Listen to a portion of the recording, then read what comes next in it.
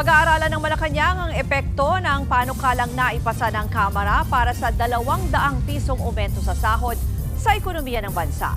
Ayon sa palasyo, kukunin ni Pangulong Bongbong Marcos ang opinyon ng lahat ng stakeholders tungkol dito. Dati nang sinabi ng Pangulo na kailangang pag-aralang mabuti ang panukala para mabalanse ang epekto nito sa mga empleyado at employer. Lusot na sa Kamara ang 200 pesos na dagdag sahod para sa mga empleyado ng pribadong sektor. Mas mataas yan sa 100 peso wage hike na ipinasa sa Senado noong nakaraang taon.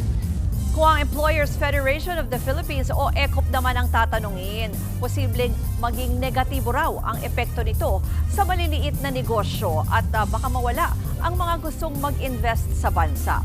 Posible rin daw na magbawas ng mga empleyado ang mga nagnenegosyo dahil dito.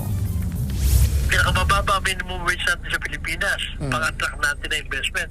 Ngayon, pinakamataas tayo dito sa region. Tapos dadagdagan mo pala. Kulelat na nga tayo sa investment. Kulelat na nga tayo sa tourism. Meron mga problema tayo hindi pa nasosolve. Bigla mo dadagdagan pa dyan 270% increase. So, sino pa mag-i-invest sa atin? Mga kapatid, ako po si Ruth Cabal. Maging maalam at may pakialam sa mga may init at rumaratsadang balita sa Frontline Express. Para maging updated sa balitaan, mag-subscribe lang sa social media pages ng News 5.